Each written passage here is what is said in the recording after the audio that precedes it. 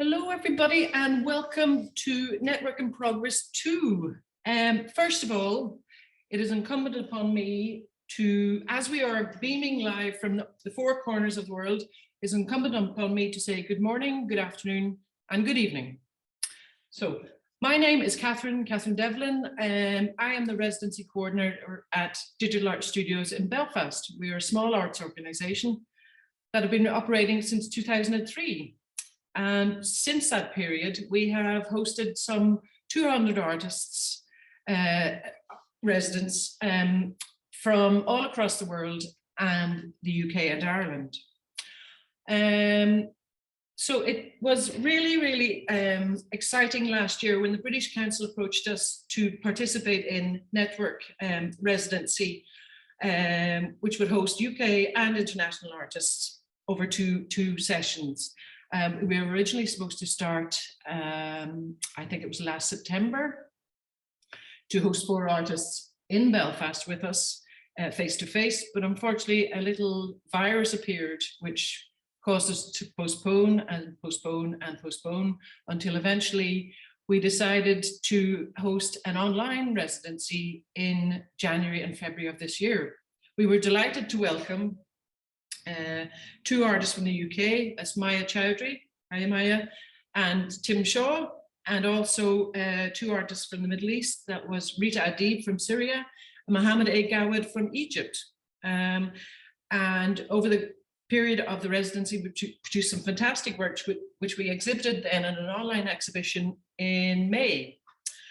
So following that then, the British Council put a further call out for the second round of Network,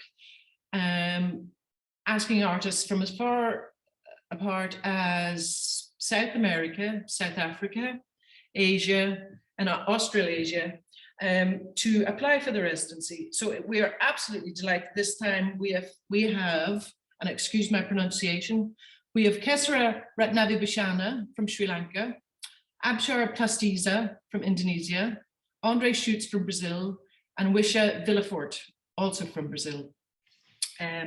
During the course of this 4-week residency, the artists have a period to develop their individual practices and projects through the exploration and ideas and concepts through peer critiques and mentoring sessions. There's also the opportunity to develop their skills with assistance from our creative technician, Richard, who you'll get to meet very shortly. There's also networking opportunities with the peer group and also art professionals, and also with the artists that are currently in residency at Wysing, the other half of the networking residency. Also as well with Digital Art Studios, the artists have access to a bank of technical workshops via our Future Labs program and a range of online artist talks. So following this residency, our 4 artists will have the opportunity to showcase their work created during the residency in an online exhibition, which will be held in February 2022. So today we are delighted to present Network in Progress 2, this live webinar event, which will give the artists the opportunity to present their current projects and describe the concepts and techniques behind the work, and indeed how the experience of taking part in a remote residency has affected their practice. But before we actually talk to the artists themselves, I will now pass you over to our wonderful creative technician, Richard, who will run through some of the specifics of participating in a webinar. Thank you. Hello, everyone. Thanks, Catherine, for the introduction, and just want to say thank you so much to everyone who's come along to watch this webinar today. I hope you enjoy it. My name is Richard Davis, and I am the creative technician with Digital Art Studios, specifically brought in to work with the artists as part of the network residency. So it's been great to work with the first round and then with the second round as well, just to help with the technical, any technical support that I can offer the artists throughout the residency, conceptual help, and sort of day-to-day running of the residency as well. So yeah, it's been really great fun. There's been a lot of really great work produced, which you'll see today. And it all leads up to an online exhibition, which will be at the start of next year. We'll talk about that later. But I think just to start off, I'm absolutely sure, like everyone here probably by now has done, I've been involved with tons of Zoom webinars in the last year and a half. But I'll have a wee look in the attendee list here. Is there anyone, like, raise your hand? There's a little button it's called raise hand, and if you could let me know, is there anyone who really has not experienced a webinar before? Because what I'll do is I'll quickly just remind everyone how this will work. At the bar at the bottom, or maybe if you're using a device, you'll have a menu somewhere around your screen. We have a couple of different functions that we'll use today. One of them will be chats, which some of you used already. So you can just send a message to everyone in the chat and to ourselves and the panelists as well. So you can comment on their work and say hello and talk in the background to each other, which is great. If you do want to ask them some questions, I'll be doing a little Q&A session with the artists after each presentation. And if you'd like to ask your question, could you actually not write it in the chat, but actually put it into the Q&A box, which is a separate button. And whenever you click Q&A, you'll see you'll be able to ask your question, and audience members should be able to see each question there as well. There's a live transcript happening, which you can view. There should be a live transcript button, and I think if you click it, you should be able to select enable or view live transcript to see the subtitling. And the last one is, well, there's the raise hand button I've mentioned already. So if you do that, I'll try to keep an eye on that. But if you're having any major issues, just pop it in the chat and we'll pick it up there. One of our artists will be making use of the poll feature. So we'll mention that again later before their presentation. But what that means is there'll be a series of 3 polls will pop up throughout their presentation. And when that happens, it will just immediately pop up on your screen and you'll be able to select an answer and it'll disappear. And it's as simple as that. But again, we'll just mention that again before that presentation. So this webinar has been recorded. So again, if anyone has any issues with that, please let us know. But actually, this is just for our own records ultimately, but we will be displaying this webinar on our DAS Network Residency website in the run up to the exhibition for people to look back on today's events. But it shouldn't feature, you know, we can't see the audience members and it won't show your questions or anything like that. So you shouldn't be visible at all in that recording. But if you do have any, I don't know, queries about it, just please get in touch and let us know. I think that's all. I'll just show you that actually quickly because we have our DAS Network Residency website, which should be up on your screen here, and it's dasnetworkresidency.com.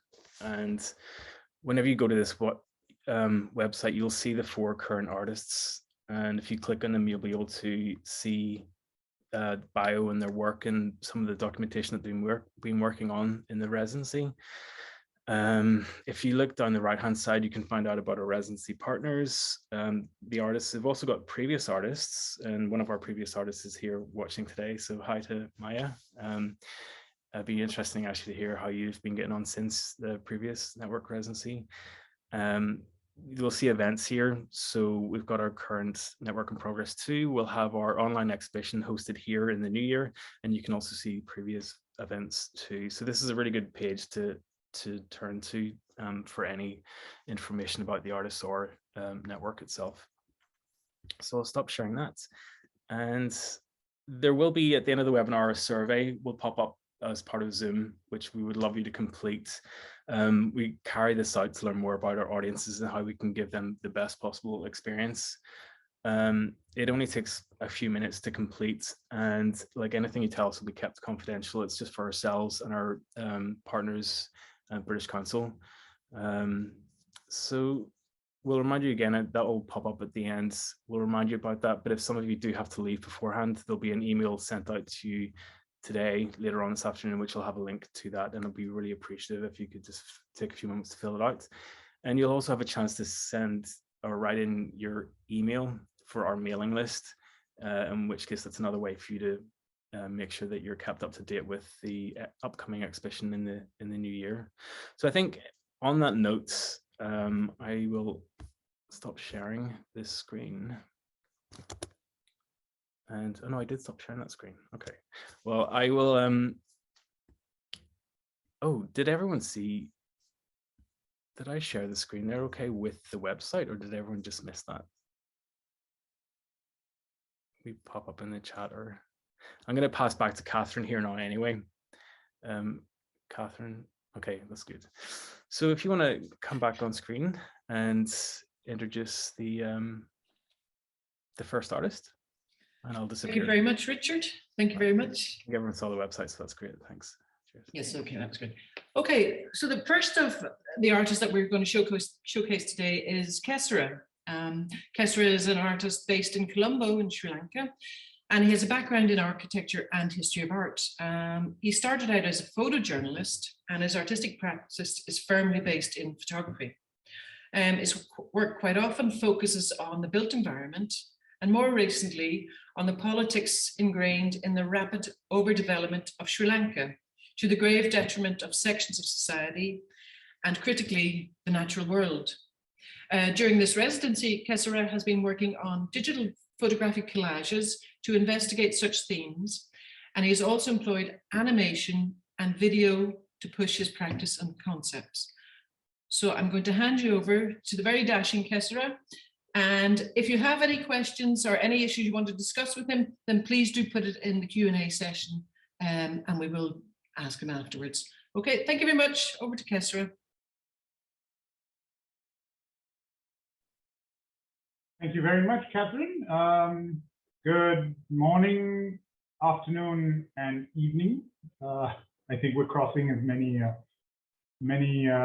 time zones as we might attempt. I am just going to get the presentation up. Great. So I'm a photographer and artist, and primarily my work is informed by photography, though I used to paint and work in pen and ink up until sort of the early 2000s. A little bit of background about the context of where I am, where I'm from, which plays a big role in my work.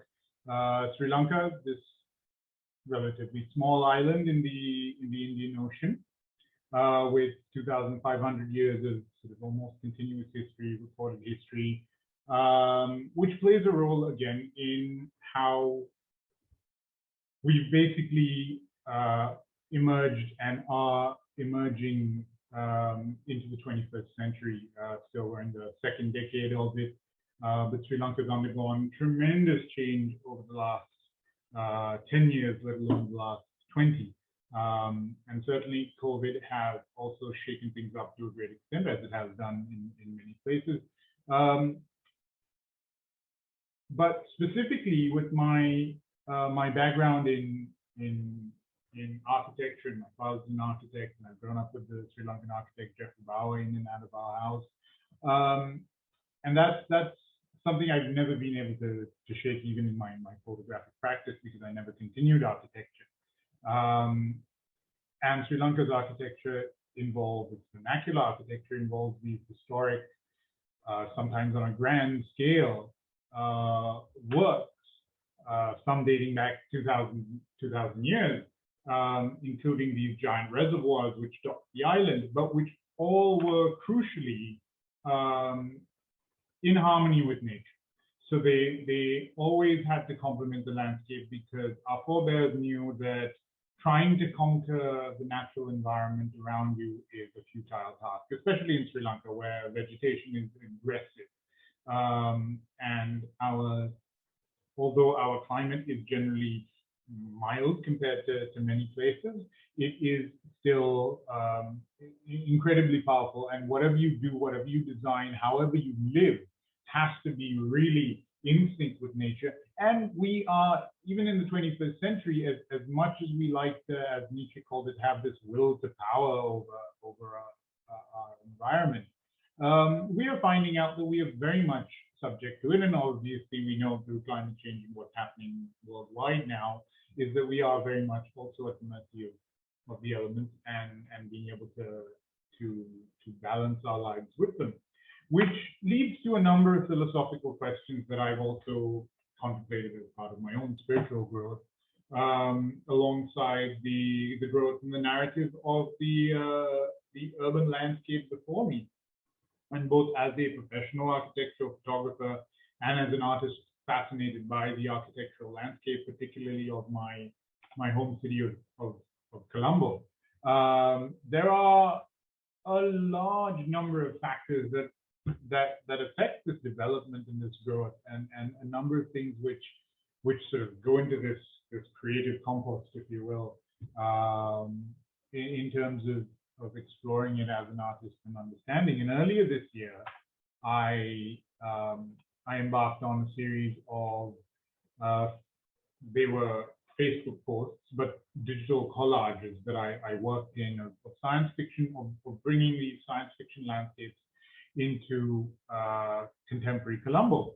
And just whizzing back here, so Arthur C. Clarke had a profound impact on my life. He was probably Britain's most prolific science fiction author.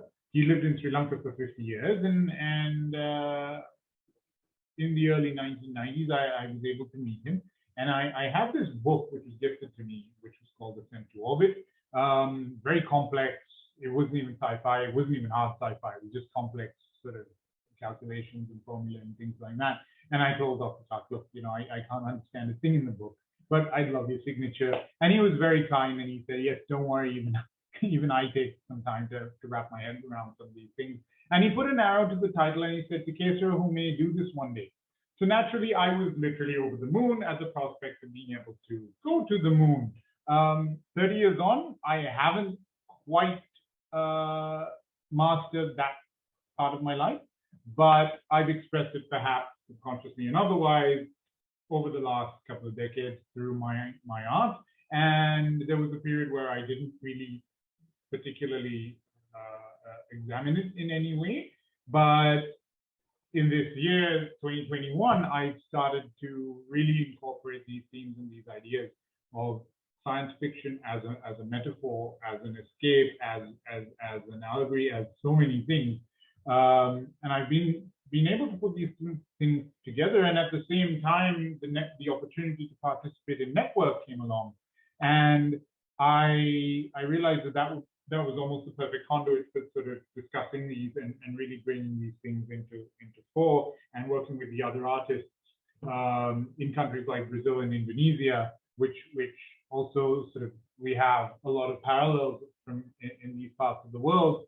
That has been tremendously stimulating and has also given me pause for reflection on the direction that I want to take these works and how I can approach these themes.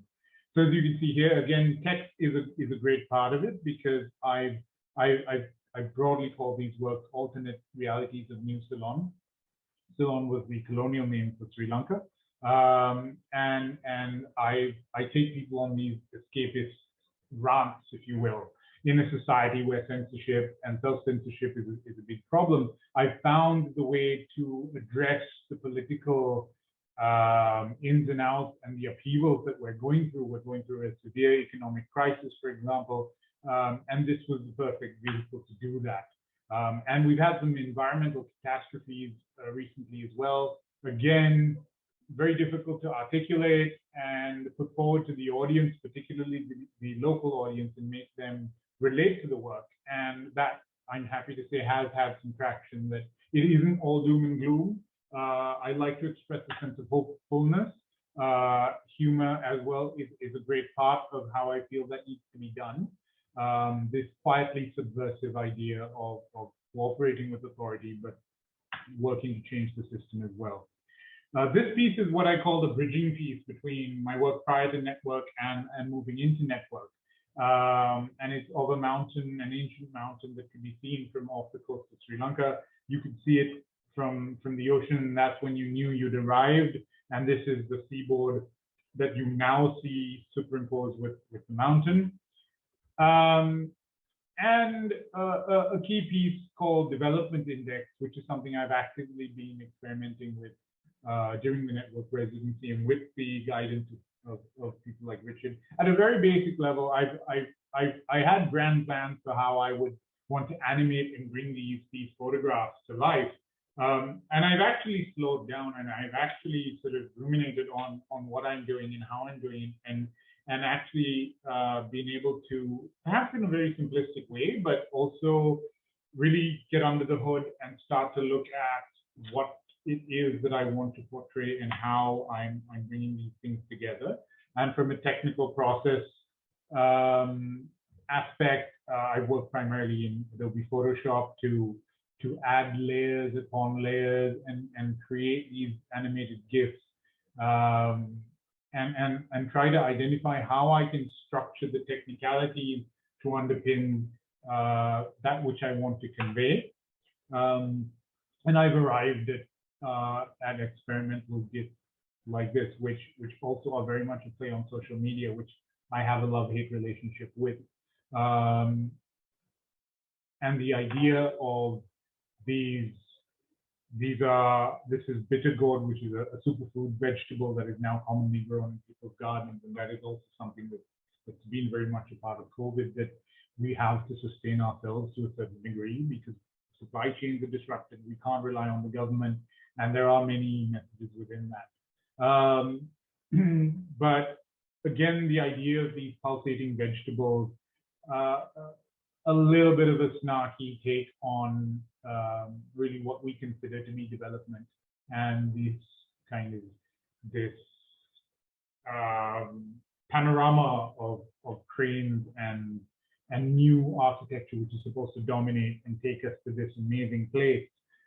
But is it really working out that way?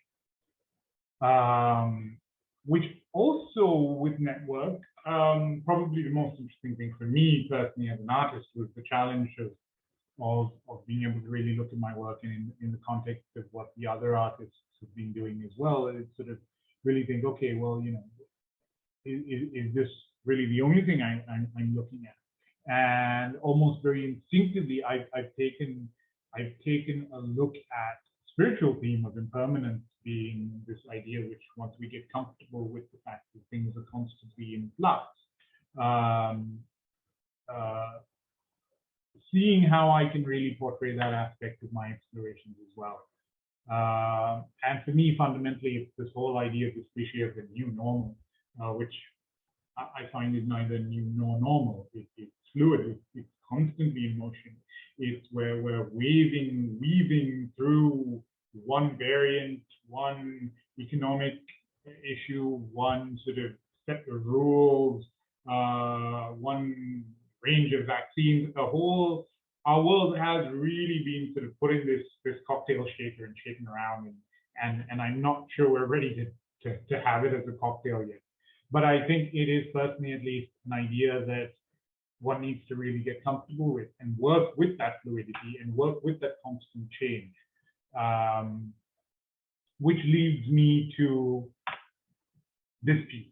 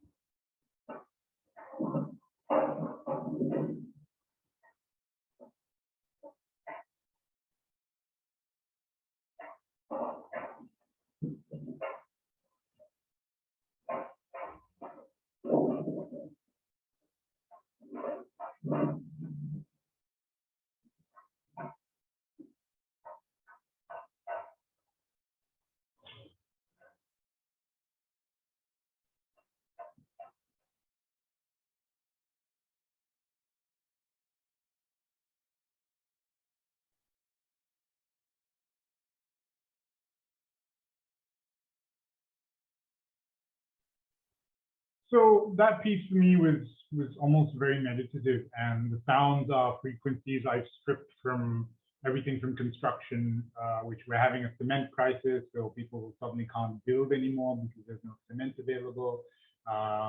And these noises, again, part of my day-to-day life and part of this tapestry of the city. Frequencies stripped from traffic, dogs barking, the whole kind of milieu that makes up of contemporary Colombo, contemporary Sri Lanka now. And everything that's been now called into question and needs to be looked at and addressed in one way or the other. And again, playing with the gifts and the motif of the globe as well, which you would have seen from the previous work, the still photographs, the collages, the idea of this other Earth, this planet appearing on the horizon. And with that, this is a still piece that I consider to be sort of most representative of that video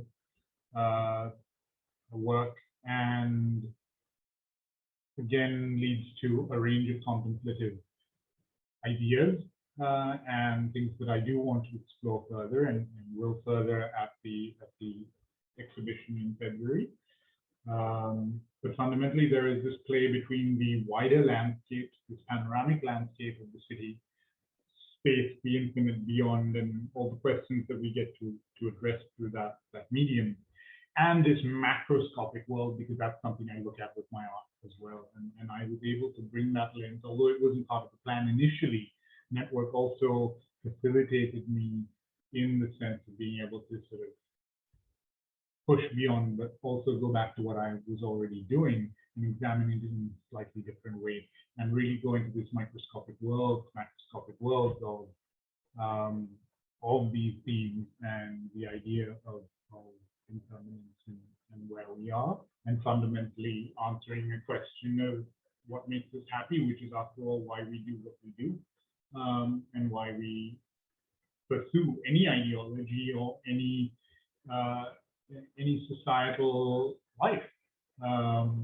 And as broad and as heavy as these questions perhaps are, I like to think that we're in a unique position to investigate them. And therefore, we have almost now in this era a responsibility to do so. So thank you very much. I hope I'm still in time. And I'd be happy to hear your questions later on or in the chat as directed. Thank you. Well, thanks very much, Kesara. It's really interesting. And I'll just take this moment to say, if anyone has any questions, please just type them into the Q&A box, or even if you think of them as we go, we'll get everyone back together at the end of the session.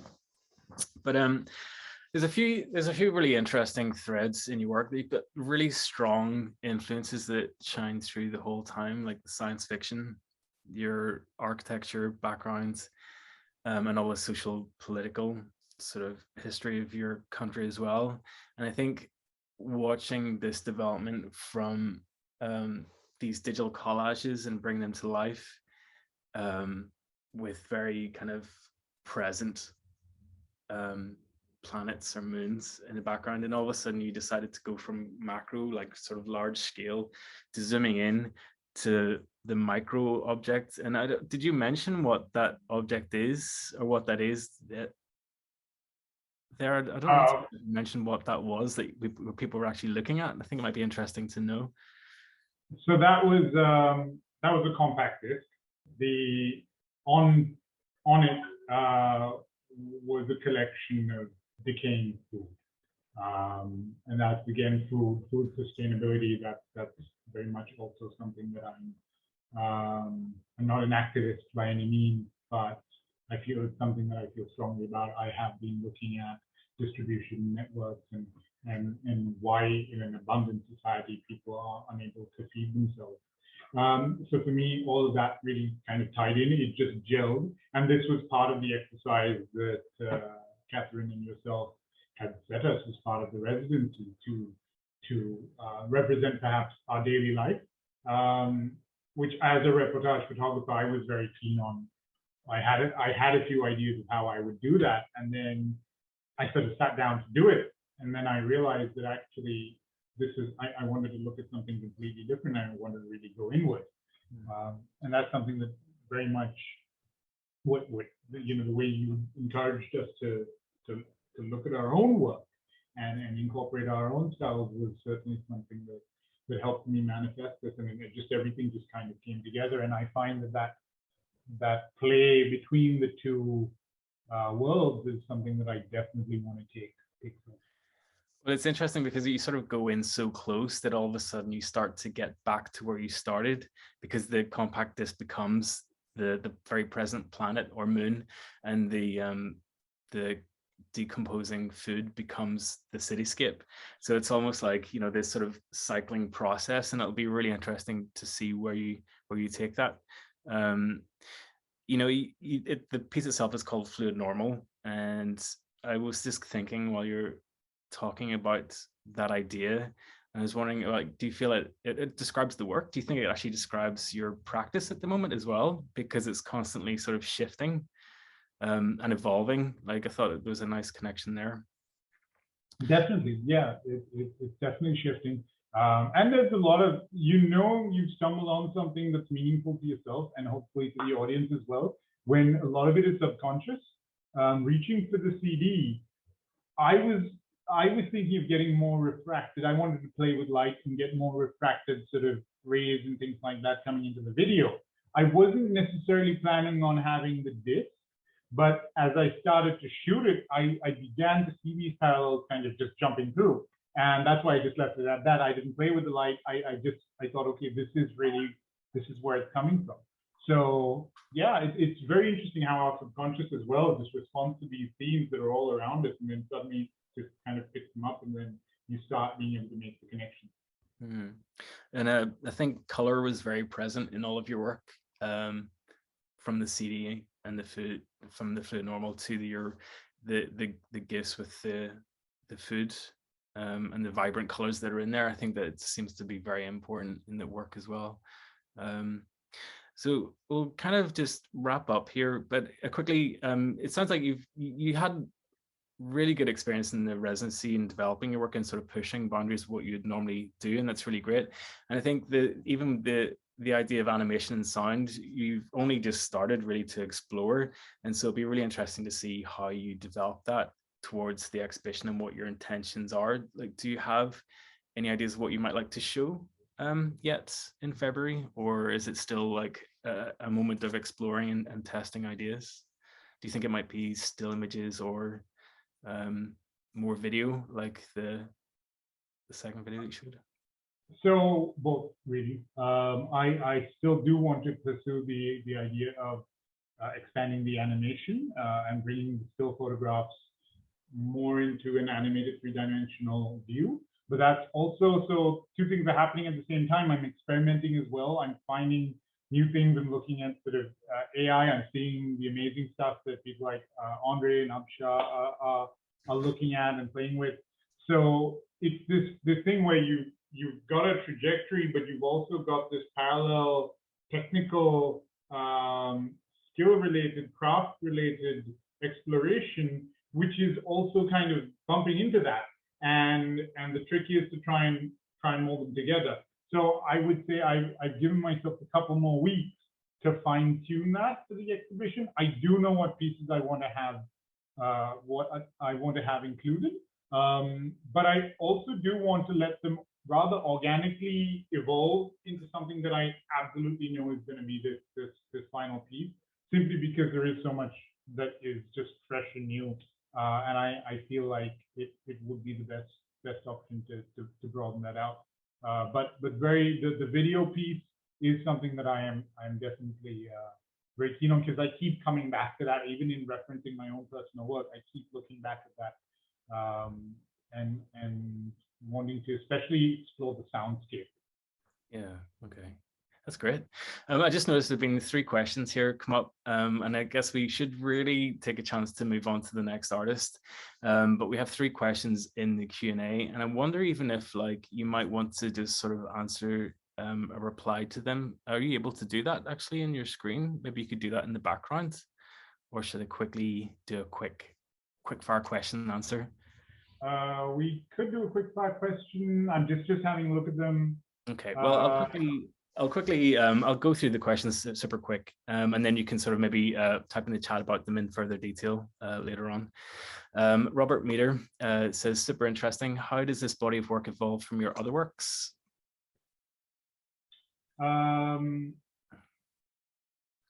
Well, most of my other work doesn't involve science fiction at all. And for a long time, I neglected that or didn't really touch on it.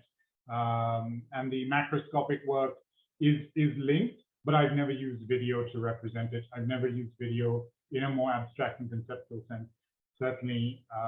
So there is the obvious, and there is the slightly more conceptual, the idea of the blur, the fluidity, and that's definitely something that's different from the way I've been looking at it from before.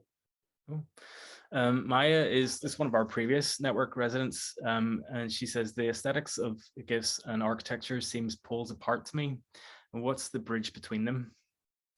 The bridge is really the medium of communication. So a lot of these, I work a lot with large-scale prints like the one behind me, and a lot of these were primarily just for a Facebook audience. I was testing the waters, and GIFs are very much a part of that. And they're a quick fire way without getting too seriously embodied in video to address just a point, I find, mostly as a humorous conduit. And I've found that that's a great vehicle to when I really want to quickly get a message out, to put it through that medium. It's by no means the only medium I want to work in. It's just something that I found I can very experimentally, from a technical point of view, also very quickly roll out. And of course, the low resolution is viewed on a phone screen, and that plays into a lot of my own photographic work and the evolution of photography and all these other things that I've been exploring as well. So broadly, it is the bridge, if you will, between the architecture, print, the wide panoramic landscapes, and the very intimate macro pictures. The GIFs are the bridge. Okay. Cool. The final question here, Cameron Clark's asking, just wondering, as a photographer, how does walking fit into your practice? Walking is hugely important. I've walked the streets from London to Brisbane to just recently Bombay, really discovering cities. That's how I will orient myself. Whenever I land in a new city, I will just walk the block, however boring it is. Even if it's a car park, because that orients me. And for me, it's very much a narrative reportage way of understanding the urban landscape. And my architectural viewpoint is what I will then train through that. And then I will spread myself through the city, again, walking, bathed in sweat for hours on end, in order to discover. And that's when you really, really, really feel the heartbeat of the city and can examine all the layers within them, because you can always stop. You can stop, you can pause, you can reflect, you can record with sound, with video, with so many different ways of capturing the city. And I find walking is just invaluable. And just spiritually as well, I find walking just really helps me kind of keep an open mind and keep my head clear. Thank you. That's brilliant. Thank you so much. Thank you, Richard. Thank you. Well, I'll see you again at the end of the webinar, but we'll pass back to Catherine here, and she'll introduce our next artist. Thank you. Thank you very much, Kesara. That was really, really, really interesting. I love your work because I'm very much interested in photography of the urban environment, the built environment. And I think the more recent work is visually, aesthetically very beautiful, but at the same time, it masks, when you were discussing it, I felt this anxiety build within me. So it's a double-edged sword, your work, but very, very interesting, very interesting. Okay, thank you very much for that. So next up we have Abshar. And Abshar describes himself as a creative technologist and a new media artist. He's based in Bandung in Indonesia, and his practice is a process of problem finding and problem solving. His interdisciplinary practice utilizes installation, audio, video, and a range of technologies and non-human interventions to explore natural phenomena and environmental issues. Describing his time on the network residency, he wrote, "Most of my work circulates around ecology and the tension of human and non-human relationships. In this residency, I explored and delved deeper into game engines to make the imaginary landscape using point cloud assets from the real world. I am interested in urban details around me and trying to recompose them in the virtual forum." So I will pass you over to Abshar. Okay, thanks, Catherine, and thanks, Richard, and thank you, everyone that present here today. And I will start my presentation.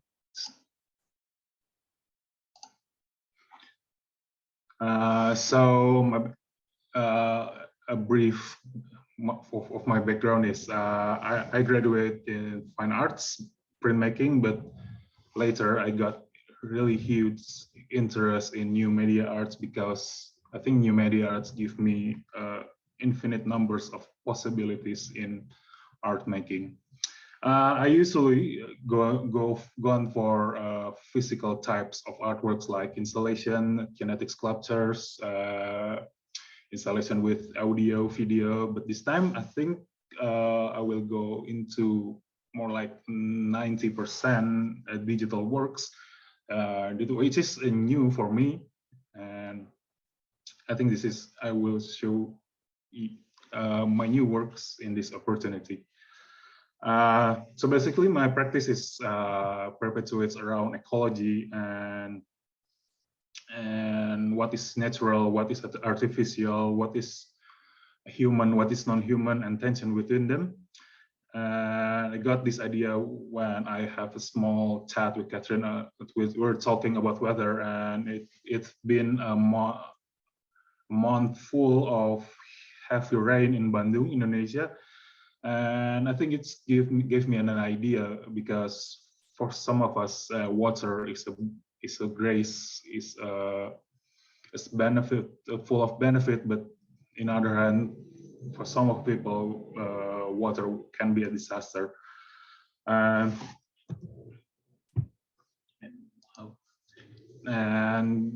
this is how I try to look around on my surrounding, how we struggle with the environment, how we have a tension with ecology, and I look around and I got interested in the urban decay. A lot of details around us, like oxidizing iron, like a moss growth in the concrete, and a pothole. Pothole, I think, is the main problem in our urban life.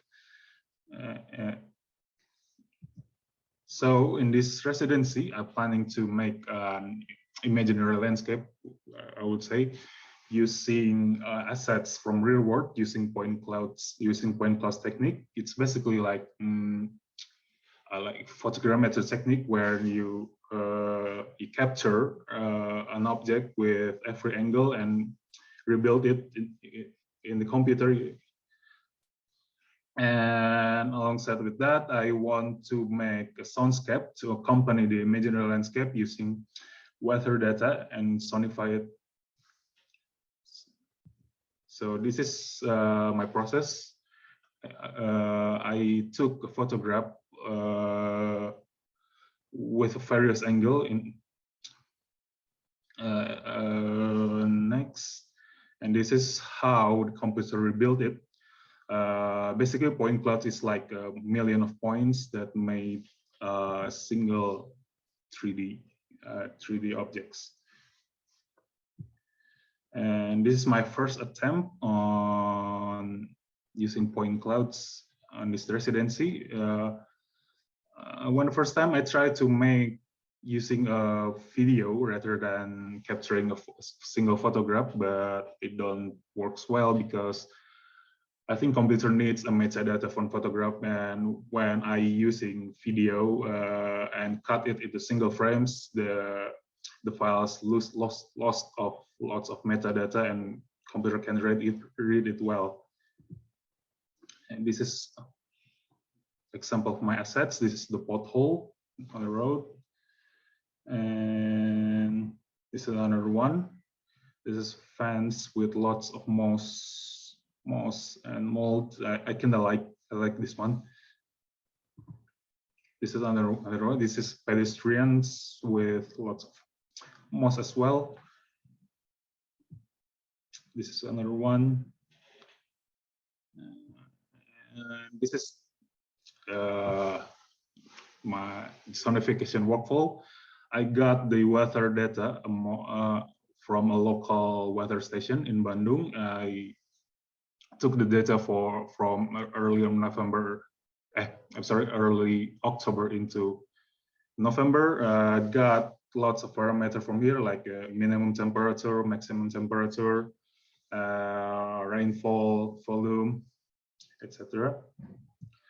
And I'm in the terms of sonification, I'm using SonicPy. I think this is a popular software among sound artists.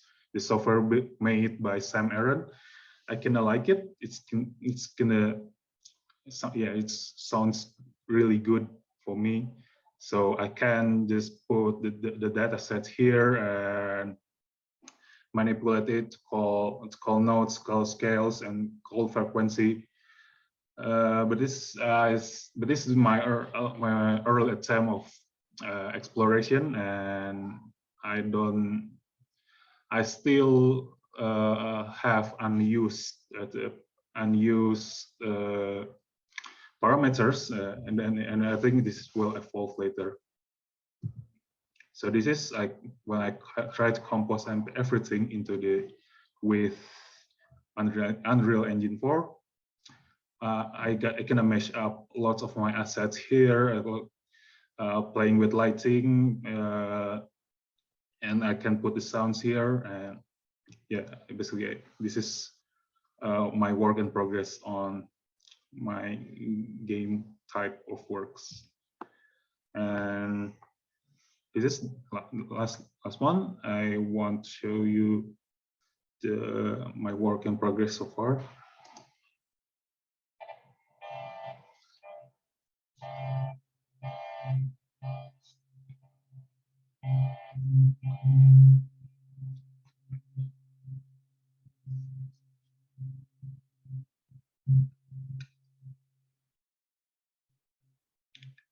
As you can see, there is a lot. The object is made from millions of dots points.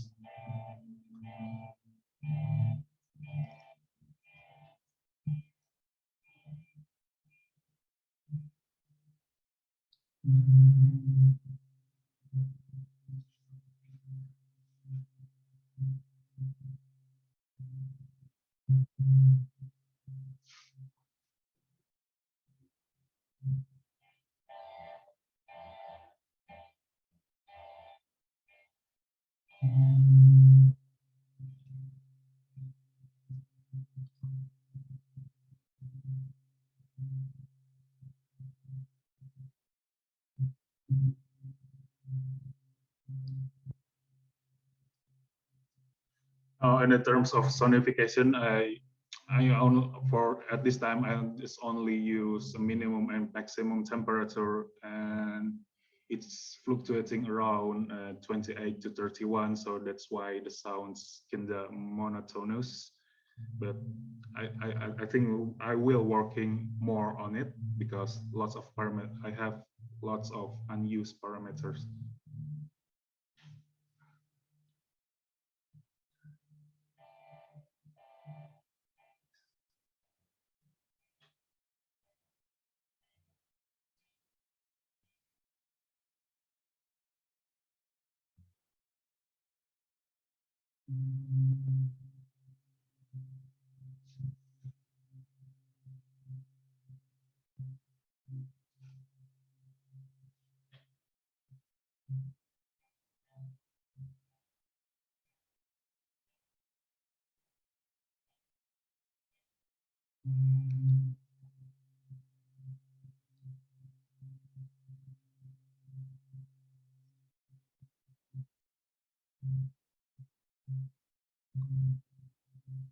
I think I'm still far from finished because, as you can see, the frame rate is kind of fluctuating, sometimes fast, sometimes stuttering.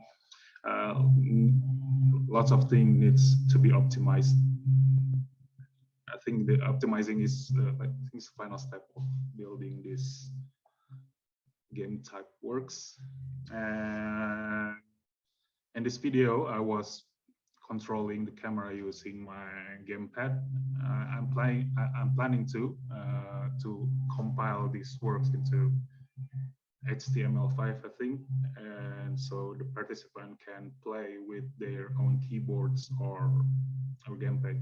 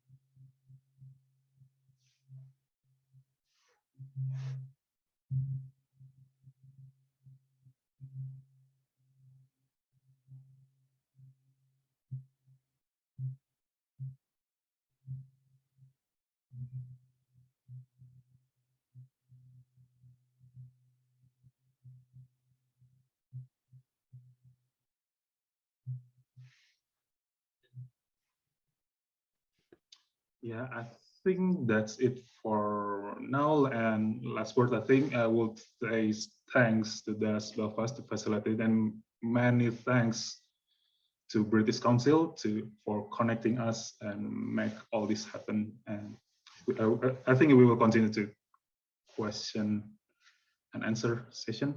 I'm gonna throw it back to Richard. Thanks. Thank you.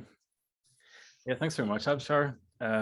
It's really great seeing this work develop and seeing this world sort of appear over the period of the residency, because there's such lovely detail in it, and even just all the the color and the light and the detail is just yeah, it just makes a very interesting space to explore. And one question that I was going to ask straight away was, what will be the level of audience engagement? And you said that they would be allowed to sort of wander around that world themselves. But will there be anything, well, is it just an idea of just exploring these virtual worlds, or will there be anything more inside that you want them to find or discover or learn? I think yes, it is. I'm planning to make this interactive so the participant can wander around in this environment, and the next step, I think I will apply some of the game design, like playability, and how so I can make this works not only just like a walkthrough into a virtual world, but yeah, it's still that's my plan so far. Yeah, and it's interesting because I know just from working with you that you've got a background as a musician as well, and it's really interesting that you're involving sound in it, but it's like generative, so you're using data to inform the music as well. I might quickly skip over it. Like Maya's asking a question in the Q&A here, which is about sound, so I'll quickly just go over to that while I'm thinking of it. And she's asking, do the data-driven sound effects correlate with a particular point of view when the audience is moving around the scene? And apart from maximum and minimum temperature, which data sets are you going to work with? So far, I just make it a loop soundscape, but I think yes, it will be good if because there's lots of parameters I use, I can make several compositions here. And what's the question again? Last question. That data sets. I think there's lots of like the rainfall volume, humidity levels, and yes, I think it's a humidity, but there's several types of humidity, I guess. But basically, it's weather data in the general. Yeah, I guess the thing with data sets is that there's so much available I guess it's sort of deciding what to select that's appropriate for what you would like to achieve. You know, something that you sort of test and figure out as you go. Now, one thing that really interests me about your work, whenever you, before you started the residency, you've done so much, your work, would I be right in saying it's primarily been physical installation work in galleries? And is this the first time that you've explored virtual work and online artworks, or have you dabbled in this before? In terms of virtual form, in terms of form, yes, this is my first time, but yeah, I've been working with data several times, like sonification and turn data into kinetic. But yes, and in terms of form, this is my first time, and yes. Yeah, no, it's you miss it? You must miss it, I'm sure. You can't wait to get back to the gallery. Like, do you see this artwork, even though it is in a virtual form, do you think that you might want to present it in a physical space as well as being online? If I had opportunity, and I think why not? And I think this presentation will be nice. There's a screen, there's a gamepad, and there's a speakers, and yeah, I think it will be nice if it have a physical type of form in the gallery. Yeah, well, hopefully, you know, we'll definitely be able to achieve that at some point, because like but it's still the work you're creating at the moment, it still has such a strong continuation of all the themes and concepts that you explore, because you've, as an example for people who don't know your work, you've created installations where you've generated electricity using muck, essentially. So you do involve ecology, science and coding and all these things, but it's been very much focused in the physical output installation piece. So it's very interesting just watching you sort of rethink your work in the pandemic and how to still carry on doing what you do, but it's turned virtual instead. I wonder, did I have any other questions? Like, do you feel like how has the pandemic really shifted? Has it shifted the way you think about your work, apart from the lack of physicality? Is there any other ways it's sort of hindered or helped change your practice? I would say not much, because I'm kind of studio-based artist. I starting with experimenting, because lots of my works came from my curiosity. I spend a lot of my times in my studio, and rarely I go outside doing some research and interviewing. I rarely done that. I just experimenting, exploring a lot in my studio, and after that I can interpret what is this. I can contextualize my works after the exploration. Well, I mean, from what we've seen, you've got a really great studio space with a great setup and lots of gadgets and components, and also I'm sure you can easily lock yourself away and have plenty to do.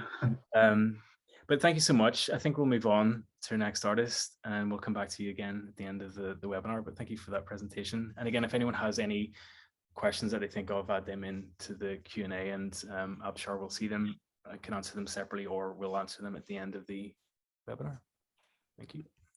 Okay. Thank you. Okay, thank you, Abshar. That was absolutely brilliant, and the progress, the development over such a short period is very, very impressive, and I really look forward to seeing possibly the finished product in the exhibition in February. So moving on then, our next artist is André, who hails from São Paulo in Brazil. He's a visual artist and a filmmaker. His background is in cinematography, where he's worked on features, commercials, and music videos, which has heavily influenced his current artistic practice, which he describes thus, Lee. As an artist, my body of work develops from diversions on the linear trajectory of the processes and procedures of cinematography, and converges towards other artistic languages and techniques, such as painting, printmaking, performance, and video art. André is currently undergoing a PhD investigating corporeality and carnality in cinematography. And for the network residency, André has been working on a very, very powerful body of work entitled Cup of Salt Tears. Over to you, André. Thank you, Catherine. Hello, everyone. Well, this opportunity of the residency has been a challenge as well to not only for being online, the residency being remote encounters, but also the idea of doing an online exhibition is the challenge that motivated this project. I had, when I was doing my master's, I had a professor that actually came up with a provocation after seeing my work. He said that although I was working with video, he said, you really want to be a painter. You want to do paintings. That's what you're just being silly and hiding that. In a way, I would say that he's right, because paintings, they are not just images, they are objects that carry an image. The support is part of the artwork, and most of my work in art has been trying to use cinematography in a more material way. So most of the time I worked with video installations where architecture and the space is where you begin everything. And when we start thinking about what kind of work I would do for an online exhibition, how could I do? I mean, I didn't want to get virtual. I wanted to get something that could exist in a space. So I started investigating the idea that I had to use the viewer's device as the support. You know, that's the kind of, to use this object, to interfere in this object, to do the work. And that was the initial, the beginning of the whole investigation. So I started, I mean, we've been like almost 2 years now with a lot of activities happening through devices, you know, for us to be safe. And I started observing the devices themselves and how we use them. And the first thing that we can see on those devices is the fact that they are provided of cameras and screens. And I take a quote from an Irish filmmaker and film historian as well, Mark Cousins, talking about the beginning, the first devices in the 19th century, when cinema starts. And he says that this was a black box through which a ribbon moves, recording what he saw. Later, light was shown through this ribbon, and the action was projected and repeated on a distant white wall as if no time had passed. And I think there's a connection with our situation now, because we are using similar devices now to, you know, to have encounters as there was no distance between 3 continents as we are here, or if there was no threat of a pandemic outside, or if there's no climate change threat. You know, we kind of get into this disembodied existence. We sit, we put our bodies to rest, and as we are here, we are interacting in a disembodied form, as I would say. So that was the first thing that I started to look at. And also, if we take those devices, they are just like these flat things. When we have a camera and we have a screen, and the camera, there is a device that captures lights, is turned to us as we see the screen. What's very similar to what we have in mirrors is this really Asian device that basically reflects light back to us, where we are the subject at the same time that we are the viewer. So with that concept in mind, another provocation came to me. I started wondering, what if we are looking to those devices that are similar to mirrors, expecting to see reflections, but what we actually seeing are interpretations, translations, because there's the whole is not a direct reflection. We have a whole electronic process that goes, that the light's captured by lenses, that goes, transforms this luminous energy into electric energy in code, and then throws back to us at light. There's a lot of interference in this, there's a lot of noise in this communication. So that provocation took me to this project that I'm working on, that I'm calling Cup of Salt Tears right now, is a working title that I took from a piece from Oscar Wilde, when he portrays, he tells the story, the myth of Narcissus, to the point of view of the lake that would see the reflection of the hero, would see its own reflection on the hero's eyes. So one thing that so my experimentation, I'll share the screen now, it started with another device.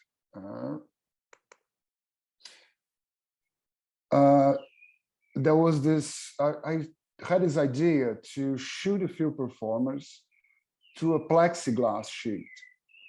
The idea is that I could capture the image from the point of view of a back of a mirror, but I could have the performer interacting with his own reflection. It's really hard to take those pictures because of the lighting on the set. So here we can barely see me behind the mirror with the camera, and we see a bit of the actor overexposed in front of the camera. The idea is that his interaction, his interpretation was not for the camera. He was doing that, he was interacting with his own image. In a way, what was interesting from that experience as well was that actors and performers in film sets are kind of used to have the reference of the lenses of the camera, used to have all the awareness of the film crew. And with this device, I mean, the crew would disappear. I mean, basically, the performer could feel alone in that space, and he didn't have the reference of the lenses also to interact even with his eye contact. He would make eye contact with his own image that not necessarily would be in the place of the lenses. What was really interesting on that experience. So I capture all that. I can get, if there are questions on that, I can actually get in more detail about the performance and how we work together. But most of the time, I gave them some provocations, and it was a combination of basically improvisation, and I wanted to see what they had to give me. There is a little bit of documentary kind of approach to it. There were 4 people from very different backgrounds and different body types and different practices, corporal practices, and that have they offer very different performances. After that, with all this material capture in high quality, in raw files, everything ready for going to color correction and editing, I start acting and doing something that Willem Flusser, the philosopher, would call playing against the program, or playing against the device that's trying to deviate from what would be traditional on the cinematography process. Also to show a little bit of, to bring to the viewer again a bit of the materiality of this device that he has at hand when he would see the piece, so he or her. When we see a moving image, we have this illusion, we have this sequence of still images that give us this illusion of motion. Actually, our brain fails to differentiate real movement a real motion from the motion in cinema because of this, of the way that the images are presented. And actually, there are people in art, painters. I think Marcel Duchamp has a quote on that. They say that cinema doesn't have motion. You know, you can't, because you are showing still images in sequence. You just show motion. You need is something that you do in sculpture and painting. The interesting thing about that is that on digital video, one of the ways to compress the image is to actually save motion information, not only the images information. So what I did is getting all this material that I got from the set, I start interfering on that, on the compression process, to actually, instead of using a sequence of image to build the video, I use the motion information. So as the actors move, they will start to generate those, what we would say, brush strokes, or would be a process, or washes, would be a process that would get closer back again to painting. I think maybe that professor was right. I was trying to, I'm trying to do painting with video here. So here I have some still images of this process. Like we see this very dark image, but it's actually shot really bright. The only thing is that as the video progresses, we start seeing more and more, it starts to get lighter as the performer moves. If we see like the tip of his right hand, of his fingers, are lighter than part of his face, because that was the part that was moving more in that sequence. And here we start having, you know, some stains left over from the process, as we don't have a cut from an image to another. The image starts superimposing, and you start having all this watercolor quality as well. The same here. I mean, you can see the dark side of her face was shot, was well exposed, was not as contrasty as it is here. As the colors that we see, they come more from camera noise than actually being shot or being on the set or being done in post-production. It's all the motion that's doing it.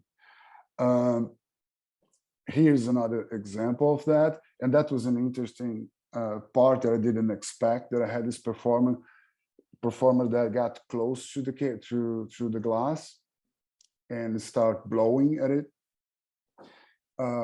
Yeah, we have a video here to show a bit more. Don't want to get too long here. This is another image on that. And what I'm doing right now, the stage that I am in this process, let's just stop sharing here for a second.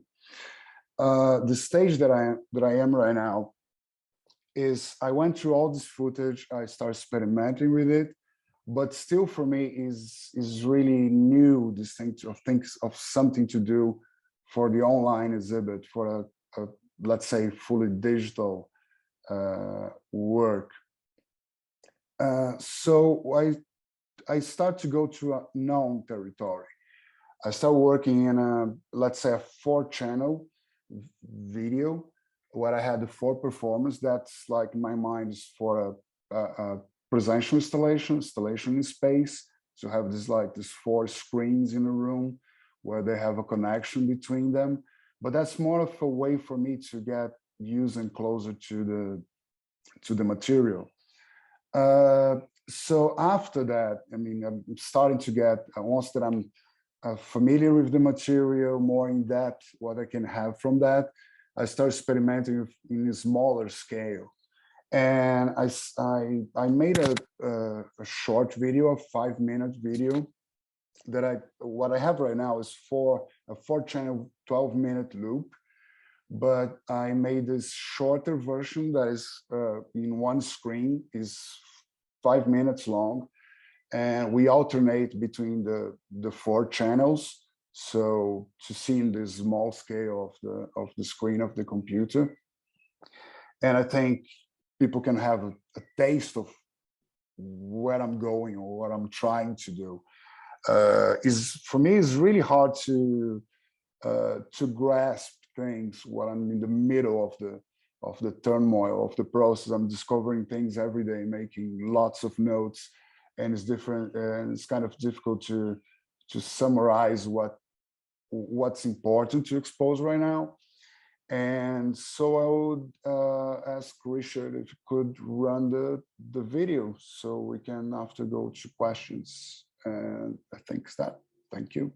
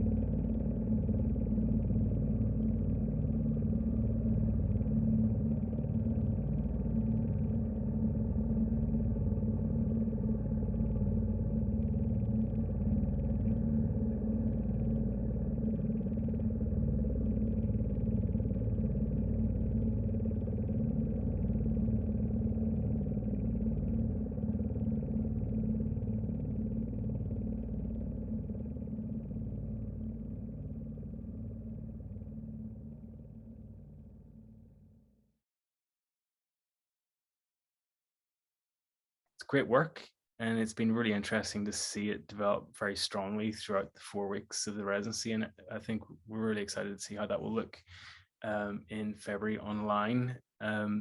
It has been very interesting listening to you talk about the physicality of cinema and image. And so I guess maybe it might be interesting to just take a moment to hear about how you're thinking about presenting this online, because I imagine you're used to presenting artwork or video work in a gallery.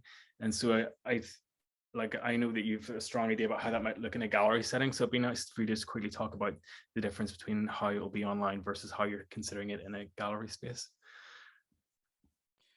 Yeah, I think that's the issues is really the device. It's really to observe, like, okay, when I was doing the sound, because I experimented with that sound just for reference. This was something just to have, to have silence when I was putting that here. But I like sound. I have to consider what kind of speakers normally people would have to use, or is the speaker on the phone or their earbuds, what's the range that I have to do there. The same thing with the scale of the image. I think when I see, like, when we have a full body image, or some images that we saw here, I'm really tempted to have like the full performance. You have the arms, you have the performance in space. But I guess I'd like to get more into like closer to one-on-one scale when we go to smaller devices. So to use bits and pieces of those bodies, that's something that I'm researching right now. But to start to get to know the material, the first thing was to go to known territory, and also usually I like this thing in art different than cinema, because in the film industry, we usually have work, everything is a means to an end. You are working because you get to that film, that result, you have a script that you have to get to that point. I like this thing in art that things can change form as it develops. So I can have this project that is for a video installation that can live online and can be presented in different forms, even as still images. That's something that fascinates me in contemporary art too.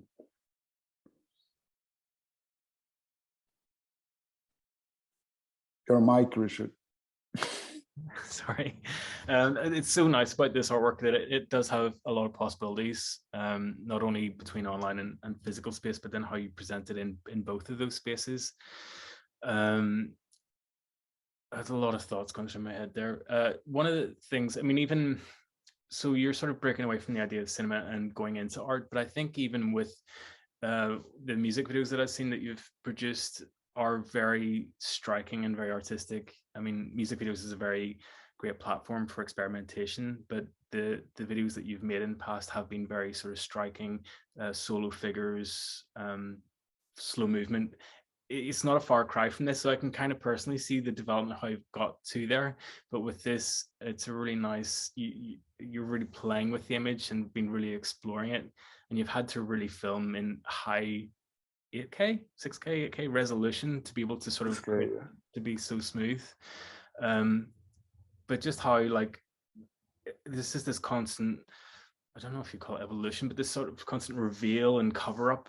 And it's just like watercolor and like paint, you have all these really amazing qualities in the image itself as it continues to change.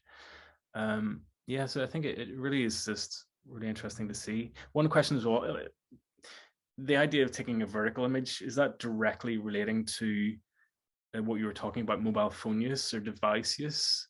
Or was that like a portrait image? Were you thinking, was that just influenced by any other?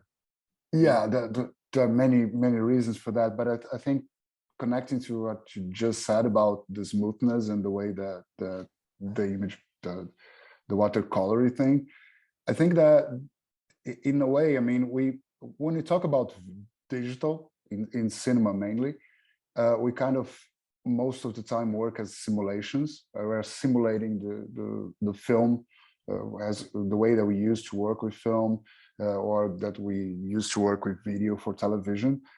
We don't use the particularities of the digital, the characteristics, the materialistic side of what's from the digital world. And this thing about using this this temporal compression, exploring as a form, is something that you can't do on film, or you can't do, that's one thing. And for me, also, this exercise of doing vertical has to do with that too. I think the first thing that comes to mind is that we're not supposed to shoot like that, most of the time, because the lenses are not ready for that. You don't use the best image quality if you're going vertical. We are not as immersive. And that's something that for me is important. I mean, if you go to a space, to a gallery, if you could do a big screen, as I did in the past, I mean, you are immersed in the image. But if you have a vertical screen, you have a presence there. There's not as immersive. And also, I mean, we have to admit, I mean, all the experiments, when you start going to slow motion in vertical screens, I mean, it's hard to not see a Bill Viola work coming to mind. It's something that's one of the reference that we have. Yeah, I think it's the question of not being immersive and not being what we're supposed to do. But for the mobile phone, I think is different, because you're not necessarily go vertical. You can go vertical and horizontal. And actually, that's something that I think I should explore for the exhibition, is the fact that that an image can be held in different positions. That's another thing to put in mind. Yeah, I think that's perfect, because you've used the time at the residency to really just do just that and explore. So there's no better time to then for an exhibition piece just to continue to trial that. And I really liked how you mentioned that you're considering, even just for this, just trying up close parts of the body image. And you talked about Bill Viola, and there's a obvious link you can see visually, but I think with his, it's very much an event in slow motion, and he doesn't explore the materiality of digital, the ones and zeros like you're doing. I think there's a very striking difference between his work and what you would be doing. But I think even whenever flat screens were becoming a thing in galleries, I remember first seeing his work, and it was projection, and the first time I saw a work of his actually on a flat LCD screen, the impact of it became, I think, so much more, because it became the painting on the wall, it became an object. And it was so much more, to me, it just felt like it finally makes sense. But that only happened because of development in technology. And I think with your work as well, I think the impact will be like having the physical image video in a gallery space. So it'll be really interesting to see that whenever, I'm sure when, not if, that happens. But yeah, thank you so much for that. We'll look forward to seeing your work in February. And I don't know if anyone has any more questions. Maya's left a few comments there in the chat, which you can have a wee look at and maybe respond to. But otherwise, I think maybe we'll just move on to our final artist, perhaps, if Catherine, would you like to appear back? Would I ever? André, thank you very much. I think that work is amazing, truly amazing. And for me personally, it works fantastic on a screen, but I would love to see it, full size, life size, in a gallery situation with monitor screens. Richard took the words out of my mouth. It's haunting to me. It's our own mortality in front of us. That's what I get from it. It's really fantastic work. Thank you very much for sharing your work and your ideas. It's been brilliant.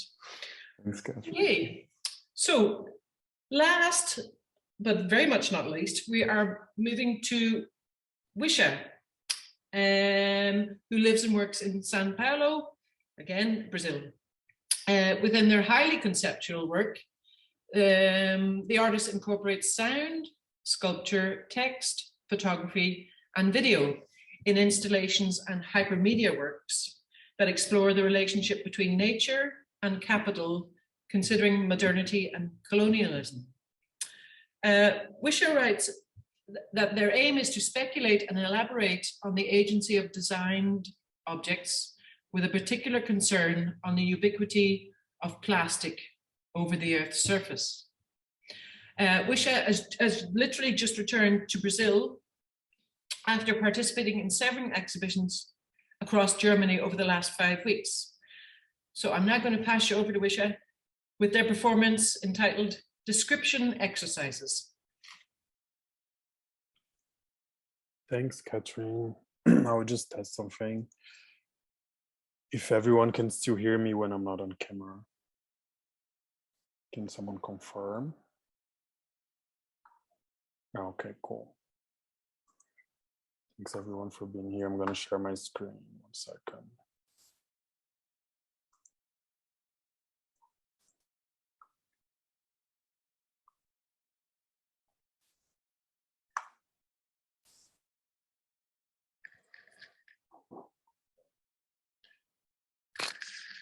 A blue synthetic elastic fabric covers an object, orbiting its shape. The texture of the material seems to have a towel touch. The upper part is round. The bottom one is half the bottom one is half conic. A small ribbon of white fabric ties the central area. A bow is positioned symmetrically in the front middle of the mooring, bringing the embossed fabric closer to its center.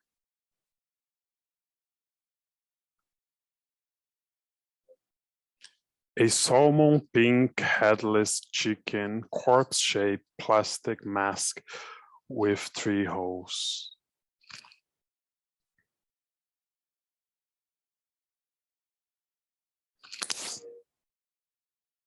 Checked, decked, flagged, necked, packed, sacked, specked, tracked, wrecked, abject, affect, aspect, bedecked, bisect, bull-necked, collect, connect, convect, correct, defect, deflect, deject, detect, direct, dissect, effect, eject, elect, erect, expect, hempect, infect, inflect, inject, insect, inspect, neglect, prefect, perfect, project, prosect, prospect, protect, rechecked, reflect, reject, resect, respect, select, shipwrecked, subject, suspect, transect, trisect, unchecked, v-necked, architect, circumspect, dialect, disaffect, disconnect, disinfect, disrespect, genuflect, incorrect, indirect, insurrect, intellect, interject, intersect, introspect, misdirect, preselect, quadrisect, recollect, reconnect, redirect, re-elect, reinspect, resurrect, retrospect, rubbernecked, vivisect, object, object, object, object. Question. How many boxes are placed in your room?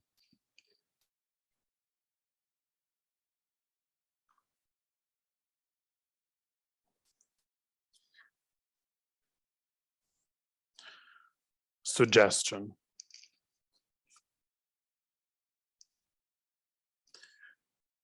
Describe in silence a texture that amuses you.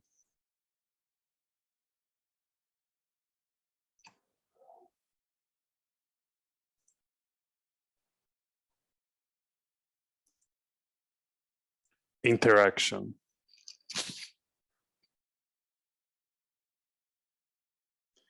Turn your cell phone to make the screen face to the surface of the table you're currently using.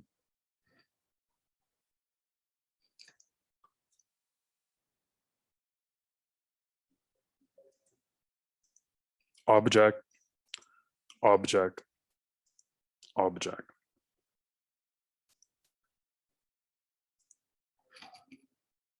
Thank you.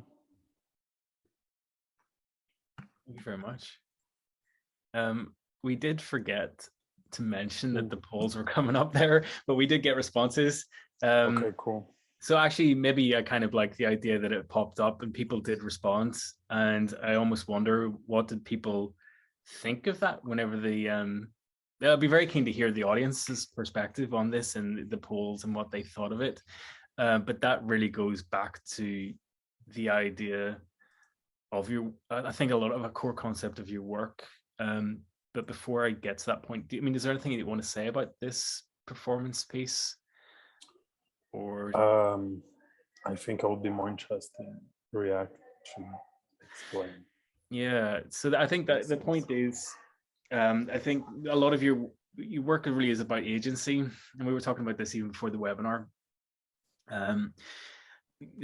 You're sort of offering these ideas or presenting images or text, and really you're leaving a lot open to interpretation, and I think that's a very key part of what you do. And like you've just expressed, you're like, I'd rather hear what everyone else thinks, because you do rarely, if at all, interject and offer explanation. So even on that note, like, do you even care or want to share any of the poll results? Do you want to see them yourself? Like, is there any interest in that, or do you want to talk a bit about why that is sort of important to your work or integral part of your work?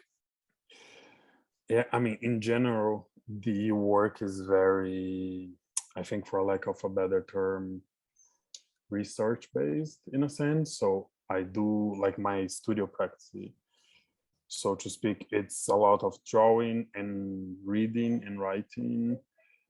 So it's a lot of like theoretical research in a sense, but obviously I'm not a scientist, so it's very speculative even. And everything has a reason somehow to be done, or sometimes it's just me testing an idea. And then, but for me at the same time, I don't really want my work to be a sort of a place to teach someone anything, because I cannot, or like me to bring in something to like the art world. Oh, look at this is how the world is, or like holding a mirror to someone. That is not me. So I'm very much part of the issues I'm talking about in that sense. So for me, that's why it's interesting to give, as you said, agency to people to do their own interpretation. I guess for me also, it's this thing that even with music we have, like sometimes we listen to a song and then it has a particular meaning to us, and then we see the artist talking about it has a whole different motivation. So I think that's something that is interesting for me in general, but then everything does have a reason, and I think there is space to talk about the reasons, like here, for instance, after with discussions, etc. So that's kind of what informs the decision of not giving anything prior, or even like something, that's something that was more organic in a sense, and then I understood was also part of it, which is the way I title the works. So like there is this, I don't know, I can speak about other things just to give a better example, but there is this work that is now on view in one of the exhibitions that Catherine mentioned, which is a key of each, how do you say in English, like each lock of all the doors of the exhibition spaces, and they're hanging on the wall. So I asked the institution to give me all keys, I make a copy, and then it's there. And then the work is titled Keys because it's literally keys. So I think there's even this interplay with language, which is very much where the performance kind of came from, like the exploitation, and what I did the most in the residency, which was exploring language. So it kind of comes from that, from, you know, titling the work and to the conceiving something in that sense. But yeah, again, I like to talk about it, but it's more like I don't really want to give much information beforehand, but then after, I think it's even fun. That's one thing also that you said to us before, which is like having fun, and I like to have fun with the work too, even though it's like so research based in a sense. So yeah. Well, it's interesting that you talk about language. There's a couple of questions I have, but because on that note, Cameron Clark's posted in the Q&A that there was an interesting reaction coming from the subtitle generator, which is flaky. It's great that Zoom has it, but it can be flaky. So they say, like, which was attempting to figure out what you said just after you said it. Was it interesting what it came up with? Like, did you see it while you were talking? I didn't see, but I imagine also because, especially on the list of the words that rhymes with object, that's kind of what is happening there. Obviously, as English is not my mother tongue, that's something I know that not every time, like something that is automatic would check on it correctly. So that's also, I guess, something that for me is interesting in language, which is this precarious relationship between writing and there's this precarious relationship between writing and speech. And I think that is interesting for me with accents, with even one of the words that I said on the list, which is dialect. So yes, I didn't experience that, but I imagine that would happen with the automatization of the captioning. I personally find it also very interesting because I find myself drawn to seeing what the subtitles are doing as well. It almost became an artwork in itself, you know, because it was just doing its own thing, trying to keep up with you. And so one thing I've noticed about your work is that you tend, like we've talked already, that you tend to, you do frame things, objects and images in your own ways. So there is like an intention there, and there is something there from yourself, but ultimately it's the audience who's given ultimate agency to really figure it out for themselves. But what I find interesting with this current exploration in the residency and the performance piece that you've just done is that you're actually bringing yourself back into it and your voice back into it. Whereas I don't know if has that been present before? Is this new that you're bringing your voice into it, although you're encouraging people to respond to the words and the potential images in their mind and their descriptions? Like, is this sort of a new exploration? Yeah, so the whole thing was, I worked before a lot with video. Now I don't do so much. I still do, but like my main practice at some point was video, let's say 1 year ago or 1 year and a half. And then it was mostly video essays with narration. And it was never my voice. Like it was usually someone who was narrating, sometimes text to speech generation. And then at some point, I started using my own for videos. And then the first time I did a like performative lecture online, I was talking to in a previous residency in the beginning of last year. I was talking to a performer who is more like trained in body and dance even, but a lot of body, more with the physicality of the body in the space. And we were discussing, and she was like kind of provoking me of using more of my voice, because she said that especially when your body is not visible, which is the case of what I present here, she said like the element of the body which then maybe constitutes a performance is your voice. So then I start to read, write, and think and talk about voice as a body element in performance in which you don't see. So that's something that I'm thinking about and want to improve even on how to have more control of my voice. So it's, yeah, I guess that like it's a new thing that comes from video and then from the discussions after something in a sense. So that was something very valuable that this Brazilian artist called Julia dos Santos provoked me to think about. And then from that on, which is now 1 year, I'm thinking more formally of it as a body element, which then I guess goes to what you said. Yeah. Cool. Yeah, no, it's a really interesting shift. So I look forward to seeing more about it. Like I did have one other note. Oh yeah, about the residency itself. But I guess do you think you'll do something similar like this performance piece for the online exhibition? And do you think that it might take a live format again, or do you think you might just explore more the video document and have that online? So for the exhibition, I'm doing more like a sound piece, exploring channels, which is something I think I shared with you on in our meetings on the residence. So using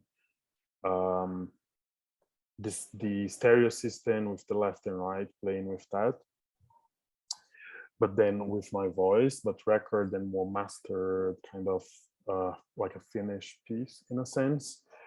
But in general, I am doing, I mean, now with the fourth wave, I don't know, but like I was in Marseille last week and I did a performance in a bar, which was something I never done before in like outside of the art contest. So it was very interesting, like the confrontation of, because my body was then there, I cannot just turn the camera off, right? So yeah, I guess the voice as, again, the element of body can work on something both online and then physical in real life. In that sense, I don't really think one thing lacks on different formats. I think it's just sort of the contingents of things. It's less, I think, in that sense, performances that like spoken word, I guess that's a way to put it. They're more contingent than site specific, so to speak. So I guess I see it I see potential in it both online and on a physical space, I guess. Well, I think that in itself, like a lot of the work, most of the work we've seen today is really, I think what's really interesting is that sort of adaptability, potential adaptability, and the explorations that can still happen and occur with what you're working on. And even whenever you talked about being in a bar and standing there, like this, yeah, even just in that one situation, you've got lots of possibilities. Like, do you even hide behind the stage with a microphone? Yeah, do you exactly. stand on stage and do Kim Kardashian, just wear all one big black sheet? Exactly. You know, Yeah. like, but that in itself is a whole different idea you're presenting. But speaking of, on that note, I want to just ask the question about your physical presence, because, you know, and the residency, because of the pandemic, we had to go online, and unfortunately we couldn't have you in Belfast, but you've been very busy and you've gone from Brazil to Germany to France back to Brazil. So I imagine for you, the online aspect was actually helpful, like, or how do you feel about the online aspect of the residency instead of being in Belfast? Because it would have made a very different experience for you, I'm sure, you know? Yes, I mean, the thing was, I was imagined to be fully doing this on when we started, and then turns out, as you say, I have to go to Basel and then 3 cities in Germany and 1 in France for work, which was coincidentally exactly the same time of the residence. It was really funny. And I think in that sense, being online helped because I could be kind of anywhere. And even what I shared with you guys as in process was sometimes even when I didn't have like Wi-Fi on the train, for instance, because I was a lot in trains, I was writing on paper. So I think the online aspect was kind of fall into the cliche that you could be anywhere, because I was all over like it was even tiring for me in a sense that I couldn't really like stop, because when I was starting to adapt to like the time zone, for instance, I just got adapted to the European one, and now for me it's like 12, I think, or 11, and for me it feels like it's 5. So that was the fact that was online was helpful because of the moving, for sure. Yeah, I think it serves you well, and it was your adaptability in the moment was really interesting, because I think even once you were showing your the development of your work to us in a meeting, and you literally just had your device and sitting on a porch at a house, or, you know, describing what was around you and getting us to imagine it. And that in itself, you were very much just using what you had around you. And, you know, I think there's as much as there's real benefit in and focus in being all together in one place, working together for a very, like 4 weeks is a good solid amount of time. And sometimes being online can not have that focus, but it still presented opportunities. And on that note, it might be interesting actually just to bring everyone back and just find out about that sort of contrast of, like, you know, did it present a struggle? Did anyone sort of find either there was definite benefits that they got out of this online version, or did it hinder them in some way? And Catherine, if you'd like to come back too, you're more than welcome to pop up. So if you want to welcome back Kesara, Abshar, and we'll just do a sort of a final little Q&A. If anyone in the audience has any final questions as well, just pop them into the Q&A box. Yeah, one of the questions myself and Richard were discussing was whether they found having the residency online and the prospect of an online exhibition, whether you found that a limiting influence, or under the present circumstances, was actually very freeing as part of the experience. Yeah, for me, in general, I think doing exhibitions online is a great possibility, especially when we don't try, and I think we didn't do it here, which is sometimes online exhibitions kind of try to recreate the physical space on the digital instead of exploring what the digital actually has to offer.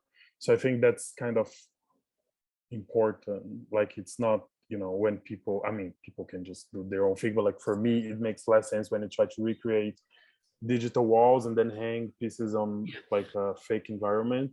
That's limiting, because obviously it's never the physical experience. But I think what the 4 of us, and then I think that was really interesting also how the researchers kind of come together in very different and unexpected ways. Like, I can see intersections with everyone's work, with mine, and then in between the others.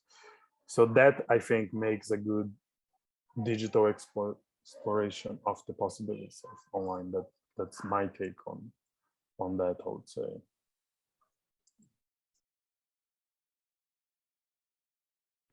Does anyone else have any other comments about online versus in person?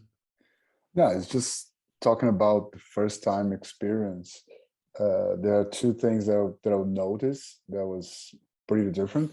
One is that I stay in a residency in my own environment, what is something really strange, because I was used to just getting out to a different space, so you can dedicate to exclusively to that. You don't have all the other things from the daily life disturbing. And it was an interesting exercise to do that, be involved in a residency and always have to deal with the dynamics of being, you know, with your daily life around.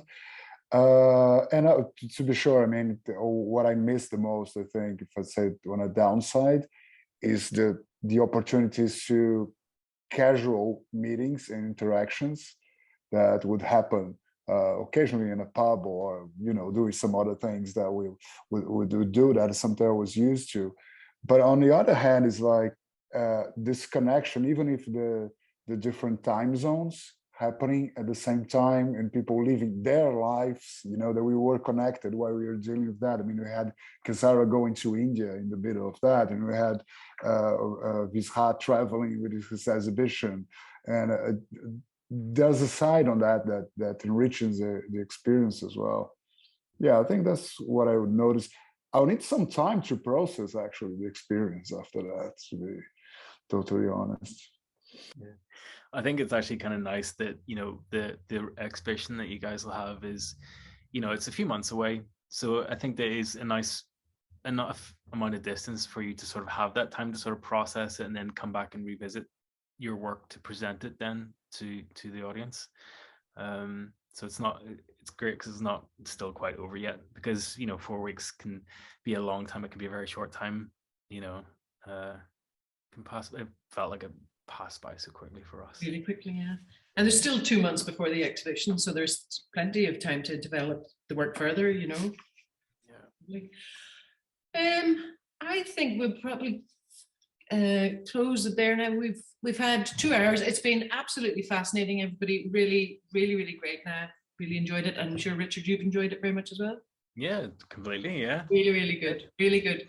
Yeah. So I would like to thank everybody who's attended this webinar. Thank you all very much for joining us. And I would like to thank our fantastic artists, Abshar, André, Wisrah, and Kesara. I would like to thank Lizzie and Anna at Wising Art Centre in Cambridge. And on our own side here in Belfast, Ciara Hickey from PS Squared, who's done some mentoring, and Peter Richards from the Golden Thread Gallery, who will be doing some mentoring for us in January. And I would, of course, like to thank my wonderful colleague, Richard Davis, MBE, for all his help, as ever, fantastic. And last but not least, I would like to give big thanks to Becky at the British Council, who has gone above and beyond a call of duty, supporting all the artists and all the staff at the various British councils and at Wising and at DAS. So thank you very much, Becky. Oh, thank you. Yeah, I completely second all of that and say thanks to the artists, and thanks for everyone for watching and sticking around. Whenever this finishes, this webinar, you should be invited to fill out a quick survey that I mentioned at the start of the webinar. So it'd be really great if you could just quickly fill in a few details for us. It's just really for our own information and to help us sort of inform future events. And you'll also have the opportunity to add in your email for our mailing list, and then that will also keep you up to date on the upcoming exhibition. And just check out our social media, etc., etc. So I think, digitalartstudios.com and dasnetworkresidency.com, but those links will be in an email that we'll send out, I think, in an hour, as well as another survey link, just in case you hadn't managed to do it. So thank you so much. Okay, thanks everybody. Thank you very much. All the best. Bye. Right.